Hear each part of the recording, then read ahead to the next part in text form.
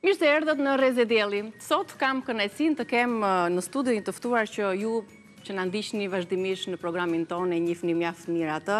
Ai jeton prej shumë vitesh në Suedi, është nutricionist, është naturopat, është specialist i mjekësisë holistike dhe autor i 2 librave mjaft të suksesshëm. Por sot kemi menduar që të zhvillojmë një intervistë pak më ndryshe me Altin Jokën, edhe për vetë faktin se ai ndodhet prej disa ditësh me pushime në Shqipëri.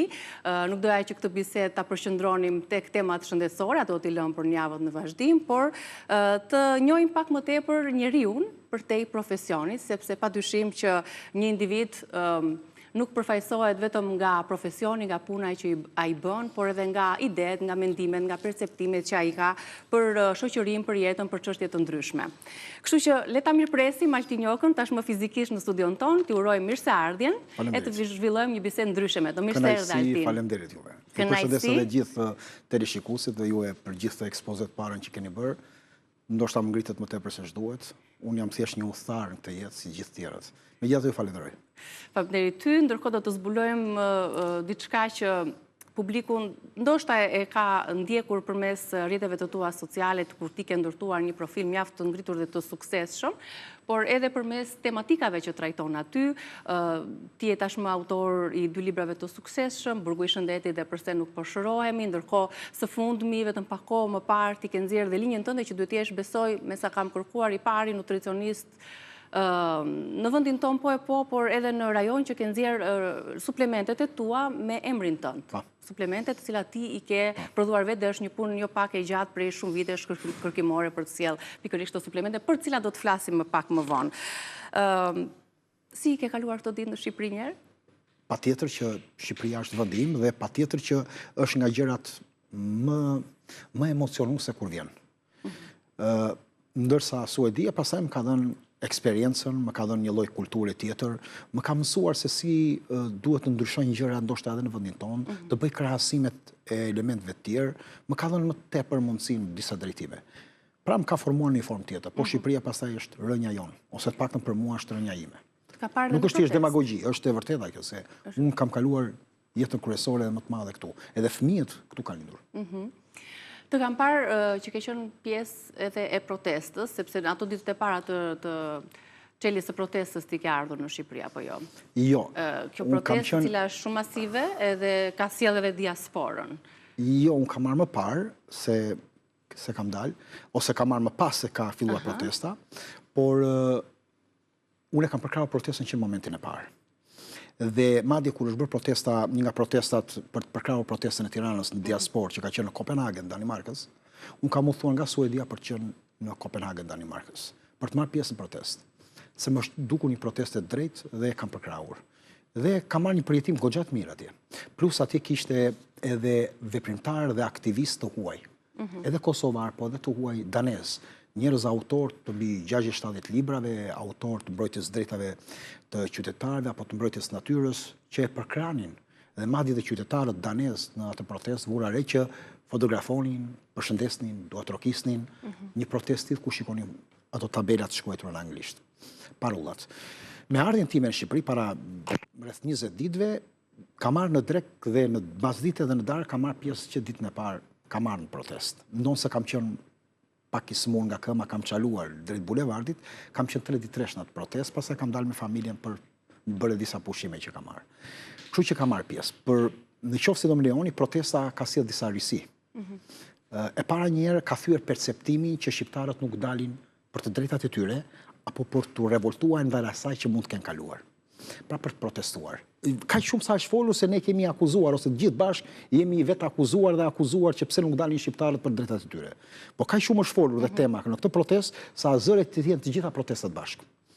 Pra është ajo deficienca që ka qenë është kompensuar. Nga ana tjetër, kjo protestë na tregoi konsekuencën dhe jetëgjatësinë që marri. Askush nuk e mendonte më parë që kjo protestë mund të shtynte më shumë se 2-3 ditë. Dhe ja ku jemi më shumë se 30 e ca ditë, ajo përsëri vazhdon. E treta, niveli i lartë i kulturës. Protesta na tregoi që niveli i kulturës i protestës është më i lartë se niveli kulturor i gjithë shoqërisë që ne kemi. Kur nuk është trajtuar Shqipëria kaq shumë masivisht në media ndërkombëtare më të njohura për problemet e protestës. Na kanë ngritur në një piedestal goxha lart. Elementi tjetër kryesor është na tregojnë diçka shumë thelpsore protesta, në opinionin tim, që politika jonë dhe klasa politike ka mbetur shumë mbrapa. Kanë mbetur aq mbrapa, na tregoj protesta, dhe mund të bëjmë një krahasim që ti kur vesh gjithmonë ato rrobat që ti ke përdorur gjithmonë, në momentin që përballesh me rrobat e tjera të reja, atëre e kupton që ai dollap duhet ndruar dhe nuk duhet veshur më. Ju që vini nga diaspora, çfarë mendimi dhe perceptimi ke për ju jeni këtu dhe ndoshta e shikoni gjithmonë në të njëjtin terren dhe ndryshimi krahasimi sepse jetoni këtu, po është e vërtet. Shikosh, secili mund të ketë opinionin e tij. E vërtet është në mes të këtyre dyave, nuk mund të themi kaq të zi ose kaq të bardhë, por secili do të japi opinionin e tij dhe nuk mund të gjykojmë dhe paragjykojmë çfarë opinioni jep dikujt. Por nëse do më lijoni një ekskursion të mendimit tim të përvojës që unë kam kaluar në gjithë këto vite që vini në Shqipëri dhe si i kujdesem se edhe si një person që i shikoj gjërat në analizë, mund të t'ju them. Atëre po e zë praktikisht. Dal nga shtëpia e mamas sime me një qese plerash për ta hedhur poshtë.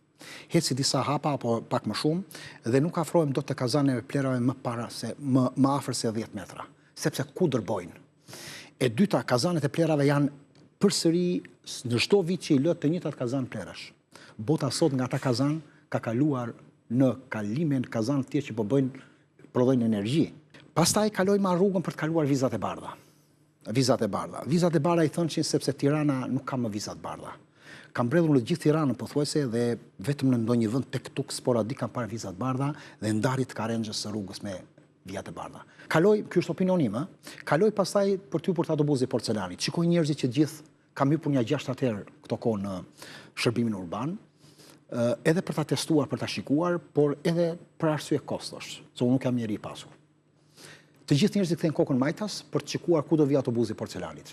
Nuk ka një orar. Njerë 22 minuta, njerë 26 minuta për të autobusi. Mirë që vjen, po një nga diskreditimet më të mëdha dhe nga një ofendimet më të mëdha që i bëhet popullit. Sot është bërë një makt i madh për të parkuar në Tiranë, qarkullimi, rënje borive, psa hapet semafori të padurueshëm njerëzit, edhe kjo është kultura qytetare. Dhe më pas kthehesh lart për në shtëpi dhe shikon tek posta e lagjes që pensionistët rinë ende në radhë për të marrë pensionet. Ky është një turp. Ky është një ofendim. Për mua këtu shteti ka rënë. Futesh në lagje dhe kudo bidona, goma, hekura për parkingun në lagje. Dhe nuk parkon dot. Do të bredhësh 15-20 minuta për të parkuar. Imagjino çfarë stresi. Dhe pastaj ngjitesh në shtëpi dhe sa shkon nga dirsa që ke marrë, të thot mamaja ka ikur ujë në orën 2:30. Të dalësh në një park që do të shkosh me fëmijët, në një vend të gjelbërt, jeshillëk. Ku mund të shkosh të marrësh frymë? Ku? Përveç liçenit artificial. Alergjitë në Tiranë janë shtuar shumë. Mua më zuri të parën, nga pemët që janë mbjellur mënyrë të gabuar. Mund t'ju them ja 12-13 lloj pemësh që unë kam njohur, që janë të gabuar që nuk lejohen më në botë. Pak në Suedi nuk lejohen më që ato pemë të jenë të mbjella. Krijojnë alergji, krijojnë probleme me përveç alergjisë, probleme me azmën, krijojnë probleme me azmën dhe të tjera probleme edhe mendore. Nga ana tjetër, unë shikoj që ne kemi një keq trajtim të jashtëzakonshëm të kafshëve të rrugës. Është vërtet fatalitet. Edhe shumë elemente të tjera. Tirana, pra, po e përmbyll, Tirana është nga qytetet më të pajetueshme në botë. Në opinionin tim pak më sa kam dalë. Dhe së treti në qoftë se ka ndonjë dëmtim të gjithë mikromjedisit, mund të them, ose dëmtimit që është bërë Shqipërisë, është Tirana. Nuk është as Narta, as Vërreci, as Palasa, çfarë thon? Jo. Dëmtimi më i madh mjedisor është Tirana. Betonizimi aq i madh dhe vazhdohet përsëri dhe një pislëk plur. Kështu e shikoj unë ndryshimin. Pozitive ana tjetër e medaljes që të impresionon, të emocionon, ke nostalgji. Restorantet, se folëm për njërin anë të medaljes. Restorantet janë të mira, pallatet e reja janë të bukura, fasadat janë të këndshme, makinat janë të reja, ka shumë taksi, në çdo 3 makina ka taksi, që ke mundësi të suportosh. Disa nga ushqimet e fshatarëve që janë në tregje janë të mira. Një pjesë jo, po një pjesë po, sidomos të sezonit, fiqt sidomos, specat, domatja, zëmërkau e këto që nuk i gjen dot kudo, disa pjesë të mishit që mund të marrësh. Pra këto janë pozitive në drejtim të ushqimit. Në drejtim të tjerave për shembull, ne nuk kemi ndonjë bashkëpunim as në lagje. Thash protesta na tregoj që ka nivele më të larta të kulturës, se ka solidaritet. Ne në lagje nuk kemi solidaritet. Këtu i bie trapalit njëri bën zhurmë, punonjësit e Bashkisë Tiranës në orën 5:30, 6 mëngjesit kalojnë para pallatit tim dhe ulë rasin 20 veta, ngrënzërin, bërtasin, si kur je në korë për të quar nga gjumi. Si kur i paguan bashkia për të quar nga gjumi. Dhe nuk njojnë respektin për tjerët. Dikush punon në orë 10 e gjysmë natës, në 6 darkës punon, i bjet trapanit, goshdës, njëri ullëret, njëri bërtet. Pra nuk e njojmë konceptin e komunitetit me iden se unë jam në shtëpinë time. Jam zoti kësaj. Po jo, pra, ne jetojmë në komunitet. Po do të gjërat të tjera pozitive, do të më pyesësh për kë gjëra pozitive ke fjalë. Jo, po ku janë gjërat pozitive nuk e di. Le të flasim për rrugtimin tuaj. Po, faleminderit. Kur ktheheni pas në kohë dhe shihni rrugtimin tuaj, ato çka keni sjell për publikun, për ndjekësit tuaj, ka diçka që të ka mbetur peng që ende nuk e ke realizuar që është në ëndrat tuaja? Unë mendoj që një person që nuk ka objektiva dhe nuk ka disa ëndra për të ardhmen, ai ka ndaluar në atë mend. Pra është si punë e një lumi që rrjedh. Unë kam pasur disa objektiva. Jeta jonë edhe është në dorë të Zotit dhe ne nesër mund mos jemi më, ose në çastin tjetër, por përsëri disa objektiva dhe disa ose ëndrat në objektiva duhen kthyer. Unë nga ëndrat e mia më të mëdha që kam pasur parë, doja të kisha një librari të madhe në formën e një biblioteke, të isha bibliotekar, të u futesha në një koltuk me errësirë, pra në një gjysmë errësire, të lexoja gjithkohës dhe të ishin disa tavolina ku njerëzit lexonin dhe të flisnin për librin. Kjo ka qenë nga ëndrat e mia. Një ëndër tjetër kam qenë që të bënim një klinikë moderne naturopatike, holistike, fitoterapie, diku në një zonë fshati ose pyesh në Shqipëri, ku njerëzit të njihnin shëndetin e vërtet.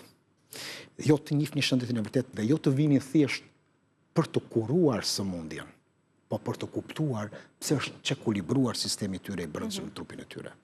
Për të kuptuar, jo thjesht për të kaluar disa ditë. Ashtu siç kalojnë disa ditë prej 5 ditë, 7 ditë, 10 ditë, ti kalonin atje, të kuptonin çfarë është fitoterapia, çfarë janë bimët, si mund të kurohesh nëpërmjet kurimeve natyrale. Është një shembull që ke marrë që është frymëzuar në Në Zvicër, në Austri, janë disa opinoj, ti dhe Norvegji, ka element tillë. Këtë kam pas si ëndër që më ka lindur para një 8 viteve, 10 viteve afërsisht.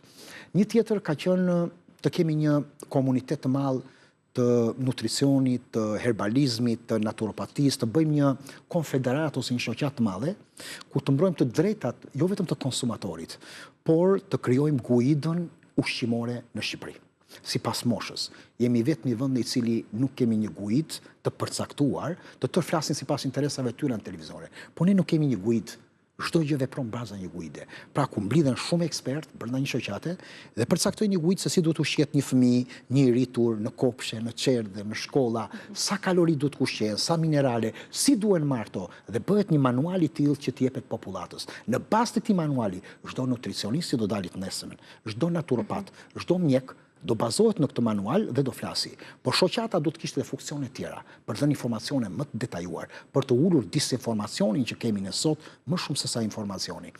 Kjo ishte e treta. Dhe katërta i kanë këto shoqata, pra profesione të tjera në fusha të ndryshme janë më të organizuar. Por në këtë fushë nuk kemi. Është një shoqat që di që është krijuar, por më shikon gjërat personale, jo për të kaluar pak më tutje, në ndim të popullatës. Elementi fundi ndoshta, ose një nga elementet tjerë ka qenë që të kisha një emision televiziv në mëngjes. 15-20 minuta në një televizion, po, vërtet, por ndryshe nga emisionet. Ka një boshtëk të emisioneve tona këtu. Në emisionet e mëngjesit, gjithë televizionet. Dhe do kisha një emision 15 minutësh, që ishte komplet ndryshme, me një stil komplet të riformatuar dhe vërtet të veçantë. Mund të jetë një propozim që mund ta dëgjojnë drejtues mediave, pse jo? Ka rëndësi, unë kam pasi ëndër objektiv që të jetë një emision i tillë që do jetë vërtet i veçantë, që të jetë, e them se do ishte nga më të ndjekurit, sepse në disa vendet nordike që është kjo, për shembull, është goxha e ndjekur. Të tjerat për shembull bërin e librave, kam menduar që të kisha diku 5 libra të prodhuar për një farë kohë, por kam arritur te 2, jam te procesi i tretë. Je në proces të librit të tretë? Po, të librit të tretë, po. Edhe të tjera mund të jenë, po për çfarë do të jetë konkretisht?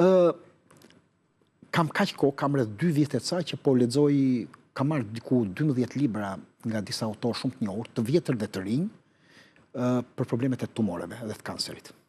Se është një nga problemet më të mëdha. Absolutisht.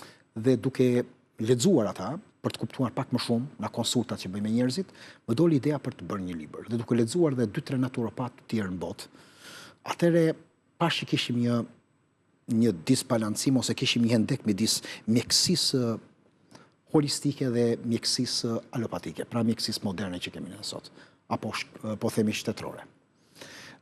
kishim i hendek. Dhe midis saj fillova që të studioja atë pjesën gri dhe jam në përfundim të librit për tumoret. Në radhë parë du të kuptojmë se çfarë është tumori, ne kemi konceptuar gabim, kemi ndjekur për 70 vite gabim rrugën drejt tumoreve. Kurimet të tumoreve dhe sot po e thon dy nga shkencëtarët ndoshta më me emër dhe më të ndjekur sot të Shtetet Bashkuara të Amerikës, që thotë kemi ndjekur një rrugë të gabuar dhe problemi është që ne po vazhdojmë të ecim në atë rrugë. Derisa të ndryshojmë rrugën, ne nuk kemi për të kuruar kur tumoret. Pjesa tjetër e vaksinave që thuhet për tumoret është thjesht një demagogji. Kjo është para 15 viteve, 20 vite, bile mund t'ju tregoj dhe shembuj se si janë prodhuar disa vaksina që para 18 viteve dhe nuk ka dhënë rezultate dhe pse mendonin do arrini rezultate, madje kanë sjellë disa pasojë të tjera. Unë nuk besoj të pjesa e vaksinave, sepse tumori nuk është thjesht Te vakcinat për tumoret po flisë. Libri. Nuk besoni tek vaksinat që bëhen për të kuruar. Në përgjithësi dhe në një pjesë tjetër të vaksinave, po flasim për pjesën e tumoreve. Kështu që libri i tretë do jetë në këtë temë dhe do japi disa ide të reja që çfarë mendohet dhe çfarë është tumori dhe si duhet luftuar. Ne po luftojmë me ashpërsinë më të madhe te pika më e fortë. Kjo është gabimi jon. Ne duhet ta luftojmë te pikat më dobta. Një kalar nuk goditet tek muri më i fortë, goditet te dobësia. Ne po e godasim në qendër pikërisht tumorin. Po, se kjo është një temë shumë e gjerë, duhet një emision shumë i madh, por të kalojmë dhe me interes për të pritur edhe librin. Altin, në rrjetet sociale shumë persona naturopat, nutricionist, specialist mix holistike japin ide të ndryshme në lidhje me një temë të caktuar. Çfarë thot njëri? Kundërshton tjetri, çfarë thot njëri sot tjetri thot populli dhe njerëzit ata që u ndjen shumë skeptik, të dyzuar, cilin model të marr. Edhe të shohin tuar. Sepse njëjta gjë, ndryshe thuhet nga ti, ndryshe nga dikush tjetër dhe këtë besojmë. Si duhet ta përzgjedhim personin? Besimin.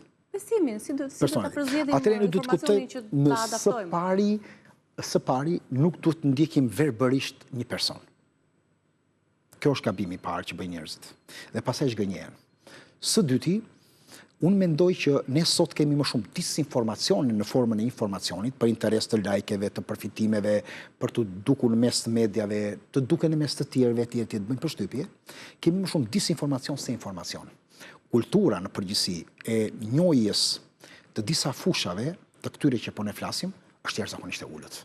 Përjashtuar disa elemente të tjerë kanë një mangësi të jashtëzakonshme të aspektit fiziopatologjik të ndërtimit të trupit ton, të pjesës metabolike si ndërton. Dhe kur dalin në disa video, madje ne kemi bërë disa emisione edhe për fakte dhe mite, që mua më bëjnë përshtypje. Që po të bëjmë vetëm një emision të tillë, mund të jenë mira në Shqipëri që përhapen në disinformacion. Si mund ta ndjekim një person? E para një do të shikojmë a ka ndonjë shkollim ky person, a ka punuar pas dikujt që është me emër, që ka marrë një eksperiencë, e dyta sa eksperiencë ka ky person. Pra me njerëzit. Së treti, a i jep argumente ky person ku flet, apo nuk flet asgjë. Pra vetëm thot elemente dhe nuk jep argumente. Nga ana tjetër argumentet janë argumentet e të kaluarve tanë, pra të brezave më parë, pra të gjyshërve, stërgjyshërve, si kanë kaluar dhe çfarë kanë përdorur, sepse ne do bazohemi atje, këto janë argumente, dhe pastaj duhet paraqisi studime. A është bazuar në bazë të disa studimeve të pak kontestueshme, pra jo ato që janë të diskutueshme. Dhe nga ana tjetër, sa integritet ka ky person? A është person që është me integritet apo jo, apo nuk është një person? Elementi kryesor, pra ku bashkohet të gjitha bashkë janë këto. Argumenti, eksperienca që ai ka, studimet që ai do nxjerrë dhe integriteti që ai do ketë. Dhe këtu pastaj duhet ndar vetë publiku. Prandaj dhe unë thash duhet një shoqat, se duke u krijuar një shoqat i sheshon vetë to element. Dhe vetë shoqata del pasere, sepse një shoqat është ndërtuar nga 70, 100, 150 persona dhe ka një grup të cilën dalin në një konkluzion. Dhe kur dalin në një konkluzion, ti jashtë atyre konkluzioneve mund të dalësh, por nuk mund të thuash çdo gjë. Po. Se kam shumë pika për të diskutuar, por shumë pak njerëz ju njohin anën tjetër tuaj, atë anën artistike, sepse njohin si nutricionist, naturopat, specialist të mjekësisë holistike, por njerëzit nuk e dinë që ju keni një debulesë të veçantë, një pasion të veçantë për polifonin dhe për fyellin, për këtë instrument. Për të gjitha këto pas publicitetit.